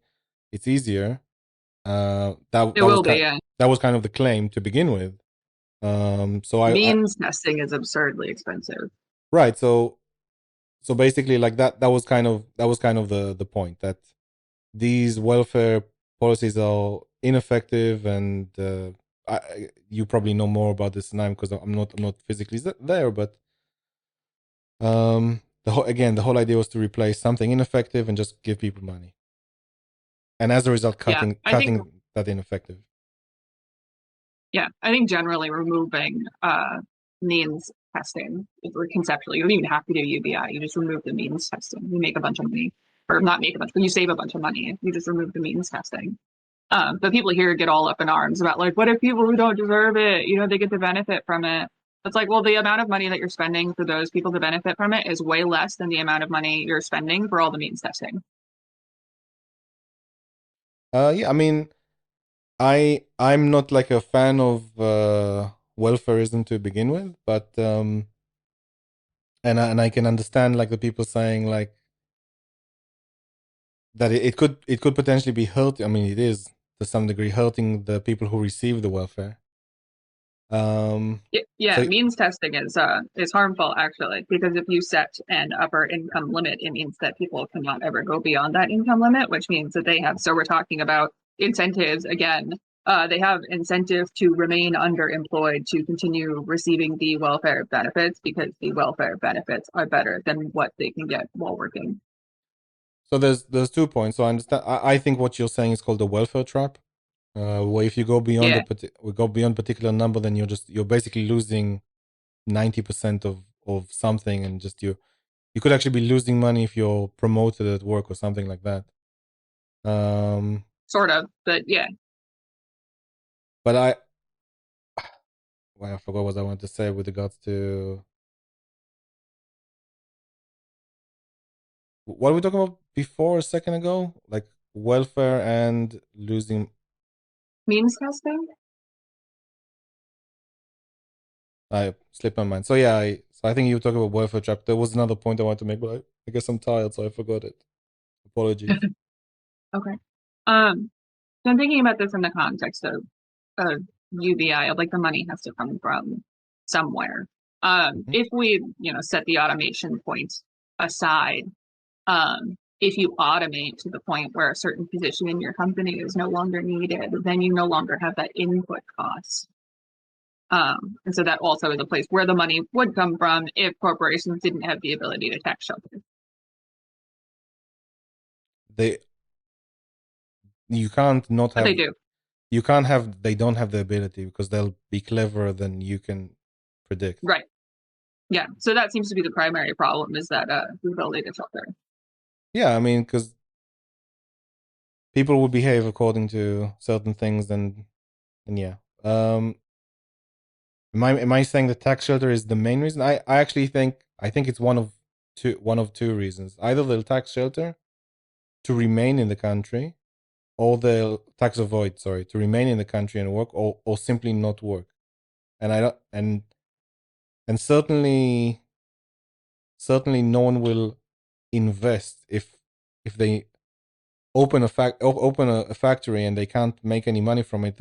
In the future they'll stop, and if they've already have a factory, they'll basically just kind of bleed it dry till they just reclaim some of their money. But so for example, look at it this way, right? And I hope I'm giving the right example, and if I'm not, I apologize.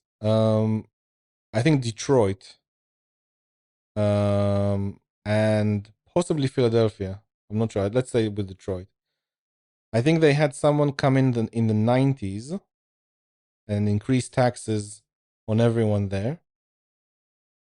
And as a result, I hope this is the right state. And as a result, the population shrank over 20 years. So it's not immediate. Like the taxes went up in the 90s, but it took another 20 years for the place to get decimated. Companies closed down, houses were abandoned, the population shrank, like a very, very negative way. And it's not immediate. Like the increasing in taxes can destroy a city, but it takes a while. Because if you're already invested in something, then you're not gonna like, leave the country or leave the state because you can't. You're stuck. But you just like change your behavior to try to get better return on your existing investment.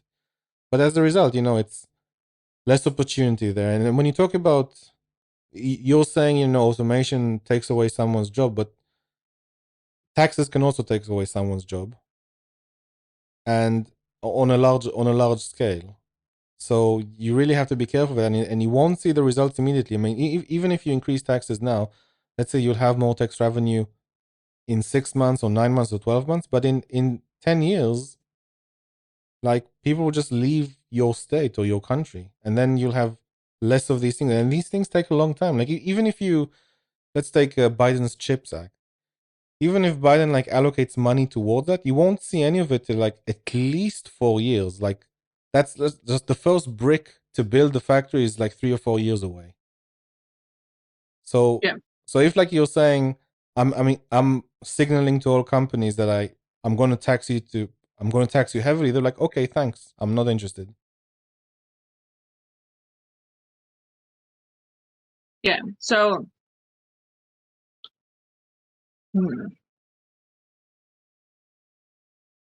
yeah, because if we take the automation piece to be true, like if we just like assume that, which we don't have evidence to assume that, let's say, I mean we don't have hard evidence that's true. So it's like a speculation. Then UBI would in fact be a reaction to that overwhelming amount of automation. I think there's a case to be made for UBI for replacing government inefficiencies by just giving people money. Yeah, in the current context. But you could also just remove means testing and you don't have to mess with UBI. I'm referring to means testing. I'm referring to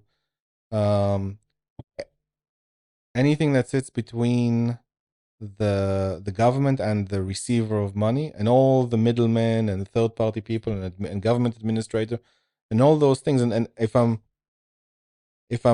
remember correctly, I think Bill Clinton no, actually I'm not sure if he did, but he relied on a study when he changed welfare. And I don't remember exactly what he did, but I'm aware he cut it. But he relied on a study a few years earlier that says that basically from taxes that are supposed to go to welfare, to the amount of money that actually reaches the pocket of the welfare recipients, like 80% is lost through various different. Like you can say, something like something in kind, or like Medicare and stuff like that. But putting Medicare aside for a second, like let's just take like homelessness in LA, let's say. Like I think they're spending like 12 billion. They're only building like, I don't know, 7,000 or 10,000 apartments. Why? Because it's costing $700,000 and $800,000 per apartment. And if you basically, the idea with UBI is like, look, forget all that, forget all the white elephant projects or bureaucracies, or it's basically administrative bloat. Yeah, or favoritism. Just here's some money, figure it out. A lot of money, figure it out. Like if you literally took the 12 billion and just split it across the homeless population in LA, like what, 40K each, 70K, it's like a lot of money. So 12 billion, that's not going to help the chronically homeless, but it will help. Yeah, so well, I'm just saying LA specifically, right? Or California, Maybe I'm Well, exaggerating. I don't. Maybe it's California. We could constrain it to Los Angeles, or actually, I don't know. A better study might be like San Francisco. I know that they spend like a shit pile of money trying to deal with their homeless problem. Yeah, so if you take the billions spent, I think 12 billion is actually on a larger scale. It's in California. I think it's, let's say, like 1 to 2 billion in LA specifically. Let's say you take that, you have 40,000 people, divide 1 billion by 40,000 people, like that's the number of homeless people there. Give them, I don't know, what is a billion divided by 40,000? It's like, it's several tens of thousands. And like, just, figure, here's a lot of money, figure your life out. Obviously you're incentivizing someone Instagram, hey, I'm also homeless, please give me $10,000 or $20,000. But let's for argument's sake in this hypothetical say that won't happen, and you just directly give money to people. They could be, I mean, unless barring like heavily addicted people, like maybe they'll just take the money and figure it out. At least that's the plan. I don't know if homelessness is the good issue to focus that on, because you have, okay, so let's take San Francisco. I guess this applies to LA too. LA's weirder. But in San Francisco, for instance, so a lot of the issues that they're dealing with is like zoning. You've got zoning, you've got people who are like not in my backyard. If you give people, especially homeless people, especially if they're chronically homeless. So that's really interesting, because you want to look at what the chronically homeless population looks like, as opposed to those who are, temporarily homeless. Like lots of people have like an instance of homelessness where a cash infusion would help them get on their feet. But if you have the chronically homeless, that is not going to work for them. I think I was using the example of LA and I think it's called the HHH project, specifically as an example of money that's spent very poorly. You're right with regards to zoning and stuff. I think the calculation is even the non-profit, in quotations, developers that were allowed to work on this project, 40% of their money is lost before a shovel even hits the ground, just on administration, lawyer, stuff like that. Right. So yeah, it's a big deal. And I would also say that homeless, so this is a bit controversial, but homeless in general, from my understanding, 70% is because of housing shortages that leads to an increase in house prices, rent, stuff like that. And yes, the 30% have some mental issues, have probably addicted to drugs. But from my understanding, and I'm relying on other research, again, 70%, and a lot of the people who are homeless, like they're not young, like they were like they worked in society, they had jobs, they had something, they were like in their 30s, 40s, 50s, and then became homeless. So something went wrong there, and it could be the case that they couldn't pay the mortgage, they couldn't pay the rent, and they fell through, and then they were homeless and they couldn't get out of it. So yeah, housing supply has a lot to do with homelessness, and certainly like NIMBY and zoning and stuff like that, environmental regulations, that you need to produce these environmental reviews for building a new building. All these sorts of things reduce the supply of housing and increase the price. Right. But that's specifically on homeless, not UBI in general. Right. Yeah, I know. It was shifted because we kind of like fell off the top, which I'm fine with. But if you give the money to homeless people directly, so with patterns of homelessness, what we see is that if you're giving a one-time payment, or is the pitch that every year you would allocate this amount of money to giving it directly to people who are currently homeless? No, my idea, like that's not part of this debate. My idea in other debates was that you cut 90% out of the government, because bear in mind, when I did this, the spending was like 4.3 I want to keep it to trillion. the housing thing. I want to keep it to the housing thing. I don't know what to say specifically the housing thing, because if you pay homeless people like a large sum of money, you're incentivizing people to become homeless. But if you had a lot of housing, then I believe they wouldn't become homeless, or at least the theory is 70% of them would not reach that stage. Right.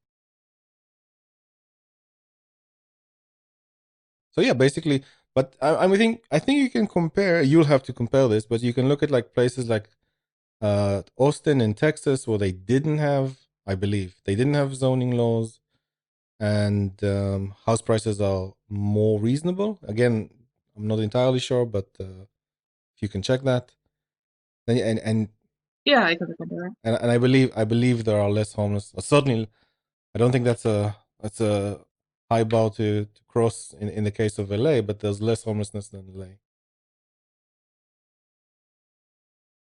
And yeah, I mean, once Yeah. you're on the street, then you could be, you could start using drugs because why not, or life is already bad, or whatever reason. I'm not an expert. And then like you're in the cycle already, and then it's difficult to get out. Yeah. Yeah, I'm just thinking like in the case of like, so we're talking about like zoning regulations being a big barrier. There's also, so income inequality is gonna increase NIMBYism to a degree. So So I have a point about NIMBYism and money. So okay. I've had a few. I think it could be on this survey even. The people said that no, it was a different survey. That people who do NIMBY, they do it to keep the value of their houses. And there was an economist that suggested if that was the case, then developers could basically negotiate with the people who have NIMBY power and offer them some sort of money in compensation if that's what they're looking for. So if it was just about money, then there could have been a negotiation about that. But I think people just like It's not. I think people are just against the idea of ruining their area. They don't want it to change its character, stuff like that. Because if it was just about Right. money, then they could have some kind of discussion about that. Yeah, I agree that it's not just about money. Yeah. Yeah, they So, want to preserve their environments. Yeah. but the problem with NIMBYism, the way I say it, it's like it's a democratic thing. Like it's people voting people having the power to vote to exclude people who are not there, who are outside the area, is just like a democratic thing. Like it's the same with you could apply it on a country scale to immigrants. Like we don't want immigrants because we have our own resources. We like the character of our own country, just like we like the character of our city/town. It's to me, it sounds the same. Okay.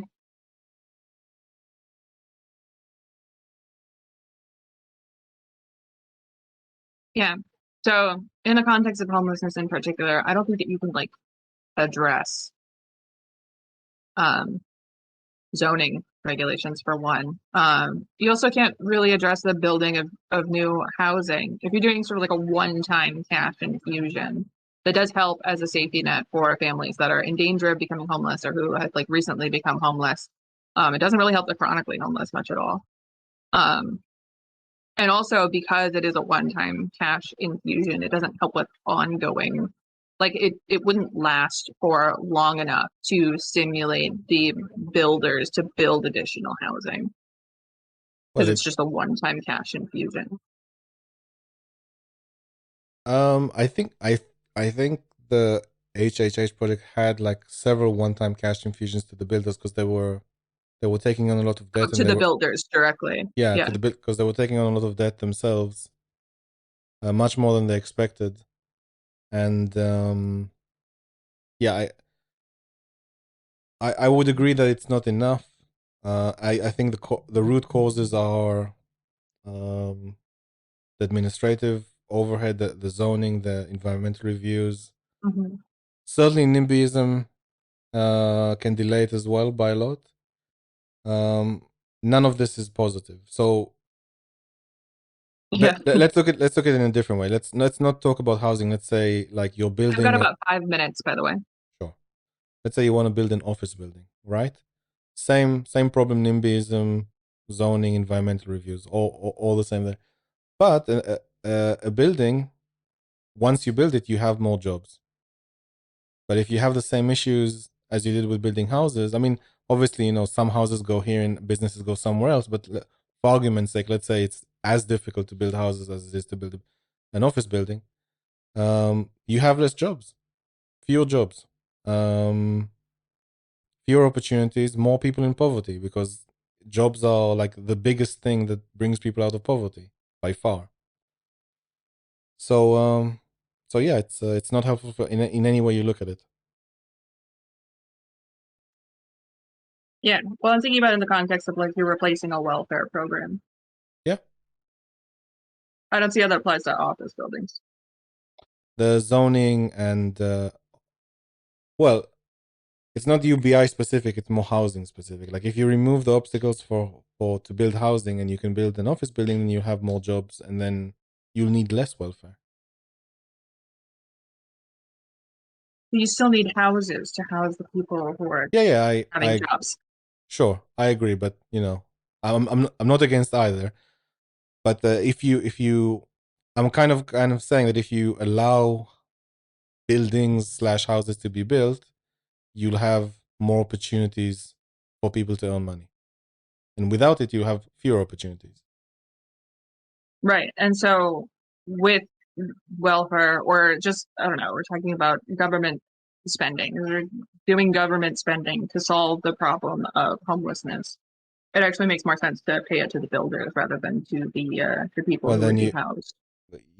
I don't know about that. I think you missed. I think that kind of goes against your UBI principle, because if you want to take that money and government officials give it to third party contractors like developers, then that bypasses the whole UBI logic.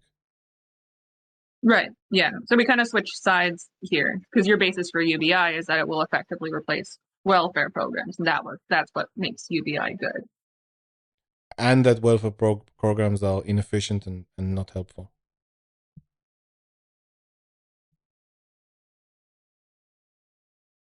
So it's mostly about the inefficiency of welfare, the administrative overhead. And like, you know, the whole system. Well, it's not just the administrative overhead. Well, that's a big part of it, but like also the money that would go to developers or go to, sorry, when I say developers, I mean like third party contractors and all the people involved in the system that somehow manage to keep the money to themselves, and it doesn't reach the welfare recipient that should be receiving most of that money. Yeah, but the pitch isn't to get them to receive money, it's to solve homelessness. Well, if money doesn't solve the problems, then we have a completely different discussion to do. Right. Well, that's kind of my point, in that if you give the money to the people who are experiencing homelessness rather than using that money to address the root causes of a lack of housing, that is actually not going to work as well.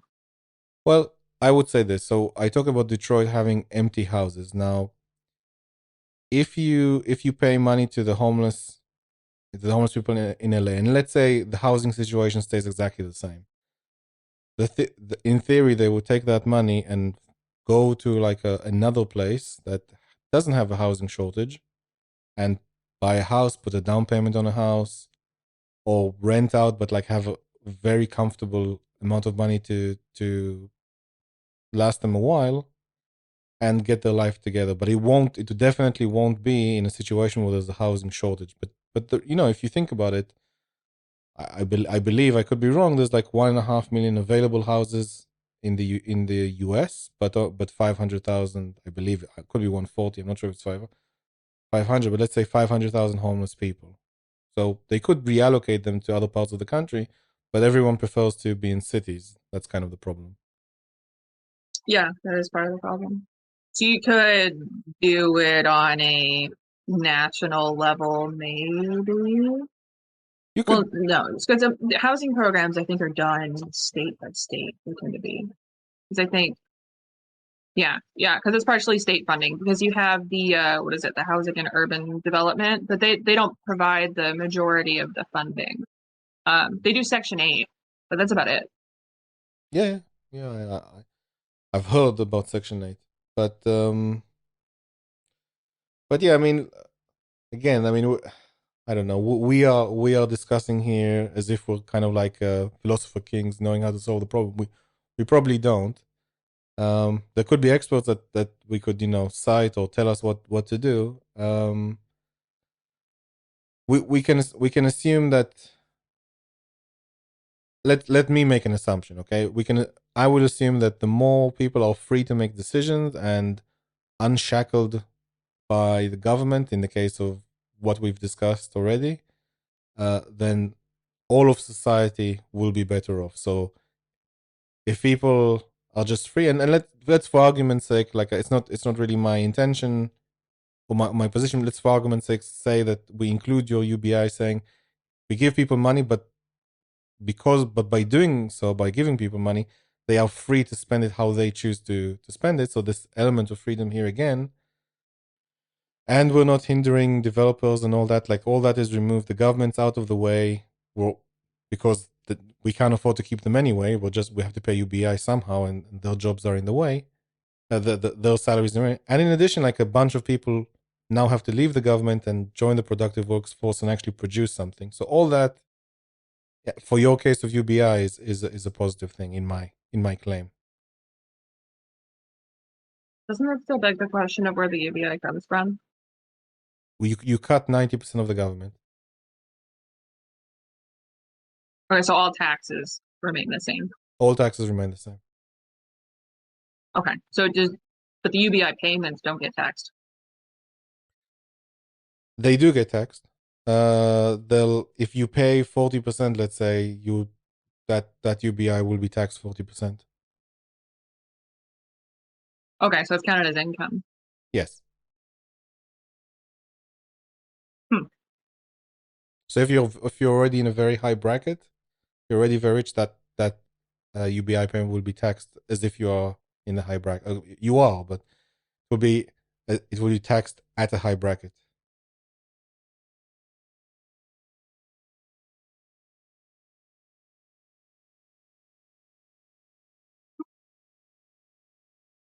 I don't know if it's gonna work. It's your suggestion. Why is it not going to work? What's wrong?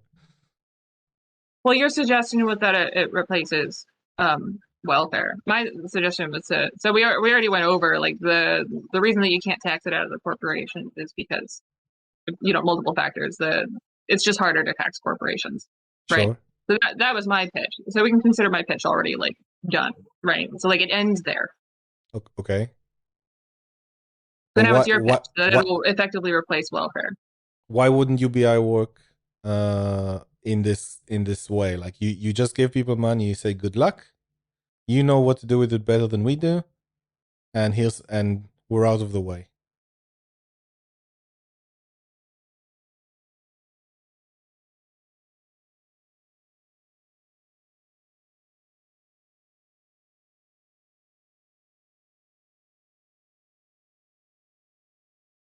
You're talking about just on like a national level, right? National so it's like level. UBI is going to be replacing just Section 8. And so still have not Section 8. Not Section 8. They're replacing every government function, every government function except police, army, court system, and prison. Right. I was just constraining it to housing just to talk about how that would affect housing. So yeah, I'm still working through the problem. So we're just like constraining it temporarily. I'm not saying that it wouldn't apply to other things. We're just we're imagining what the effects would be on this stage. Okay.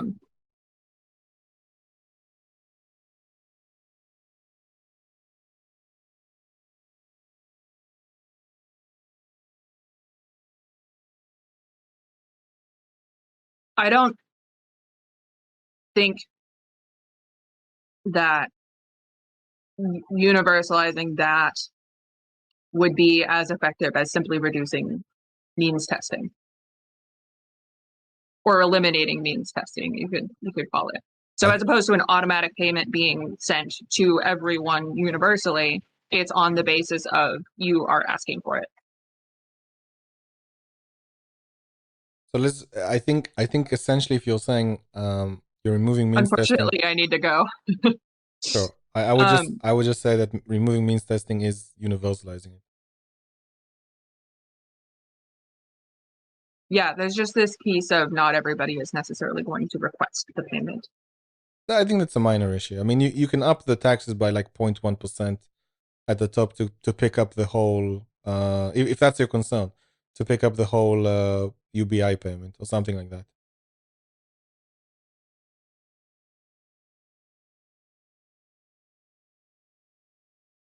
So instead of like doing means we're gonna have testing, to pick this up later. sure. We're gonna have to pick this up later. Okay. Okay. Yeah. I'm down to pick up where we left off. Maybe we can put a note somewhere that this is where we left off. And then schedule another time. Sure.